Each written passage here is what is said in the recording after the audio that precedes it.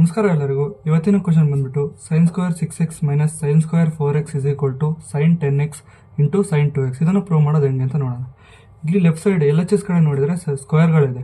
ಅದಕ್ಕೆ ನಾವು ಇದನ್ನು ಫರ್ದರ್ ಸಿಂಪ್ಲಿಫಿಕೇಶನ್ ಮಾಡೋಕ್ಕೆ ಬರದೇ ಇರೋ ಕಾರಣ ನಾವು ರೈಟ್ ಸೈಡ್ RHS ತೊಗೊತೀವಿ. RHS ಏನಂತಂದರೆ sin 10x into sin 2x. ನಮಗೆ ಒಂದು ಫಾರ್ಮುಲಾ ಗೊತ್ತಿದೆ, sin A into sin B formula ಏನು, -1/2 into cos of A plus B minus cos of A minus B. ಈ ಫಾರ್ಮುಲಾ ಯೂಸ್ ಮಾಡ್ಕೊಂಡು ಫರ್ದರ್ ಸಿಂಪ್ಲಿಫಿಕೇಶನ್ ಮಾಡೋಣ. A ಜಾಗದಲ್ಲಿ 10x ಇದೆ, B ಜಾಗದಲ್ಲಿ 2x ಇದೆ. ಸಿಂಪ್ಲಿಫೈ ಮಾಡಿ. ಈಗ -1/2 ಇಂಟು ಕಾಸ್ ಆಫ್ A ಜಾಗದಲ್ಲಿ 10x ಇದೆ, 10x plus 2x minus cos of A minus B. Cos of A ಅಂತಂದರೆ 10x minus 2x. Next -1/2 into cos of 12x minus cos of 8x. ಈಗ cos x ಇರೋದನ್ನ further simplification ಮಾಡೋಕ್ಕೆ ಬರಲ್ಲ. ಕಾಸ್ 2x formula ಗೊತ್ತಿದೆ, ಯಾಕಂದರೆ LHS ಕಡೆಗೆ sin square X ಇದೆ.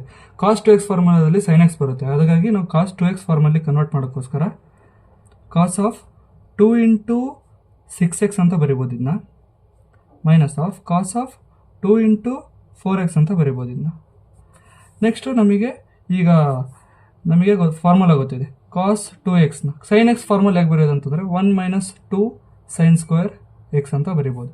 ಇದರಲ್ಲಿ ಎಕ್ಸ್ ಇದರಲ್ಲಿ ನೋಡಿದರೆ ಎಕ್ಸ್ 6x ಆಗಿದೆ, ಇದರಲ್ಲಿ ನೋಡಿದರೆ ಎಕ್ಸ್ 4x ಆಗಿದೆ. ರೀಪ್ಲೇಸ್ ಮಾಡಿ. -1/2 into cos of 1 minus 2 sin square x ಜಾಗದಲ್ಲಿ 6x ಇದೆ, ಅದನ್ನು ರೀಪ್ಲೇಸ್ ಮಾಡಿ. Minus of 1 minus 2 sin square x ಜಾಗದಲ್ಲಿ 4x ಇದೆ, ಅದನ್ನು ರೀಪ್ಲೇಸ್ ಮಾಡಿ.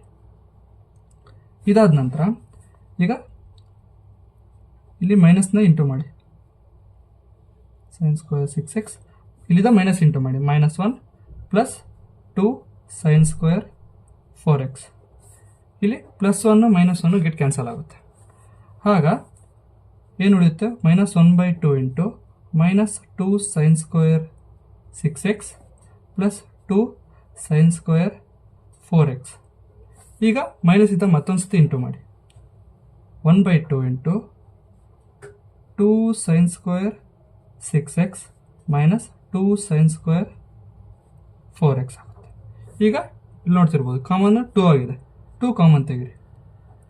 2 ಕಾಮನ್ ತೆಗೆದ್ರೆ sin square 6x minus sin square 4x ಉಳಿಯುತ್ತೆ. ಈಗ ನೋಡ್ತಿರ್ಬೋದು 2 ಗೆಟ್ಸ್ ಕ್ಯಾನ್ಸಲ್ ಆಗಿ sin square 6x minus sin square 4x. ಈಗ ನೋಡ್ತಿರ್ಬೋದು LHS is equal to RHS ಆಗಿದೆ. Hence proved. Thank you.